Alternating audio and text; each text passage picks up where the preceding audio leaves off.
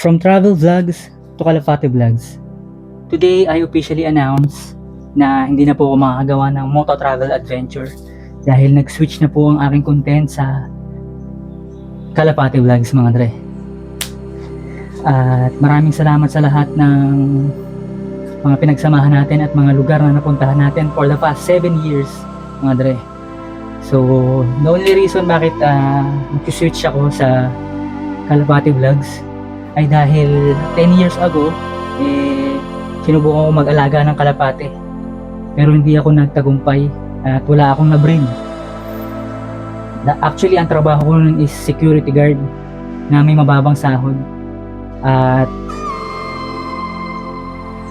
12 hours yung duty ko nun, minsan 24 hours, kaya wala akong oras masyado sa kalapate ko. And now na nabigyan ako ng opportunity na makapagtrabaho sa BPO, 7 years na rin, at ngayon ay work from home pa ako, talaga namang masasabi ko na meron na akong oras para mag-alaga ng kalapate dahil nandito na ako sa bahay ako nagtatrabaho, mga dre. Kaya naman binalikan ko yung passion na minsan kong iniwan at kinabiguan, at nag-enjoy naman din ako sa mga travel vlogs na napagsamahan natin, mga dre. Yun nga lang, nandito na ako sa bahay, work from home, at meron pa akong anak na newborn, 2 months. At yun yung opportunity para mapalapit ako sa aking anak, masubaybayan ko siya ng paglaki, at hindi muna ako makapag-travel. Pero makakagala pa naman din tayo dahil alam niyo naman, kapag kalapate, may mga times na pupunta ka sa ibang lugar at dun mo ipapali pa rin yung kalapate, and then you are expecting na makauwi yung mga kalapate kung gaano ba sila kalupet, mga dre. At today, papakilala ko sa inyo yung mga kalapate na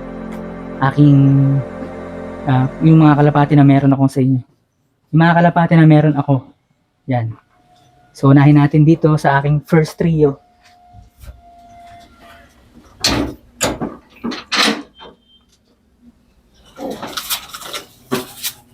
Ito ay Pakistani high flyer, mga dre. Ito si Tornado. Yan. Oops. Baka makawala. Si Tornado, tapos ito naman si Hurricane. Ayan, si Hurricane. Pakistani high flyer yan, mga dre. Tingnan nyo yung mata, puti. Yan, puti yung mata.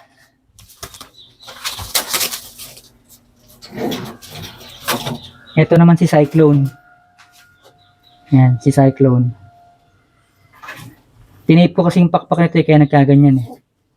Cyclone. Ayan.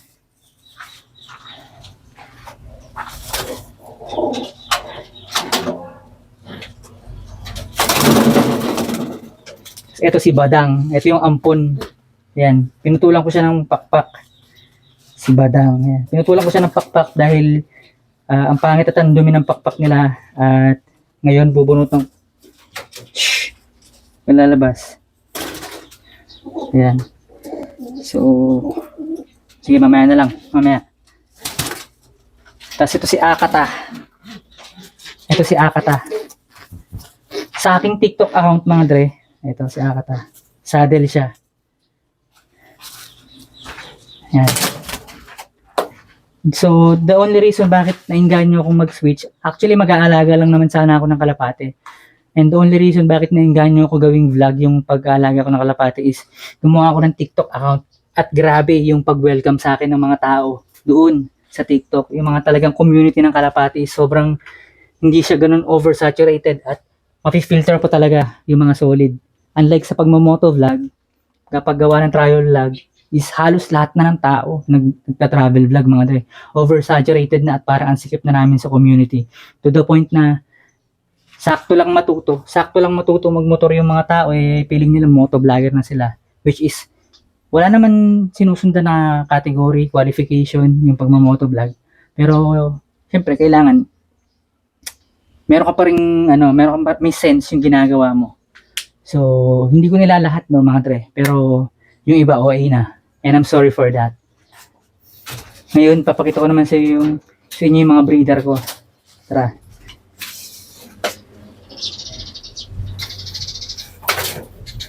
Ito yung breeder ko. Yan. Ito yung mga breeder ko. Ito nga pala si Ulap. pure white. Ayan, si Ulap. Ito naman si Makiling. So, ba't Ulap? Kasi puti siya, pure white. Tapos, ipinangalan ko siya sa bundok, Mount Ulap. Ito naman si Makiling, babae siya. At ipinangalan ko siya sa Mount Makiling. At ito naman yung binigay sa atin ni Tropang AJ Love. Babae ito, pero ayoko siyang ipares sa pure white. Kasi, ang project ko is makagawa ako ng Batman color using these two combination. Pero ngayon pinag-prepare ko pa sila. So ito, nung una pinangalanan ko tong ano eh. Ano kasi pinangalan ko sa kanya? Aljana, ayan. Aljana kasi nga, galing to kay AJ. Pero ngayon papangalanan ko siyang Perlas kasi nga ang puti niya parang Perlas. So ito Ulap kasi maputi, ito naman Perlas dahil babae siya. Ayan. Tapos meron pa pala akong YB na hindi na ipakita sa inyo. Pag sinabing YB, ibig sabihin young bird. Dahil bata pa.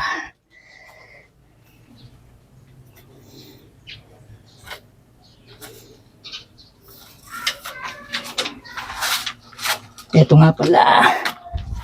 Ang YB na si... Wala pa akong pangalan dito eh. Pero baka Buhawi na lang. Si Buhawi. Yan. Pangalan ko na sa kanya ay Buhawi. Malupit din to mga dre. Ito ang pinaka-paborito ko sa lahat. Dahil siya ang pinakamaganang kumain.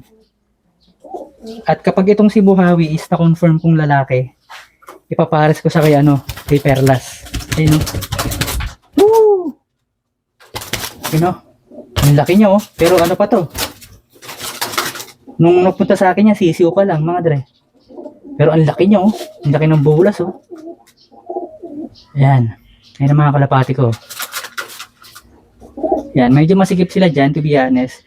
Pero kasalukuyan kong wino-workout yung pagka-upgrade dito.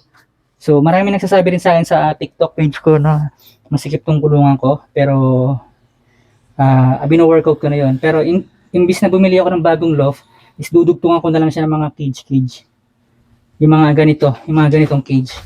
Ayan, yung ina-assemble na cage. Ito. Ayan o. Ayan. And today, samahan nyo ako magpakain, mga dre.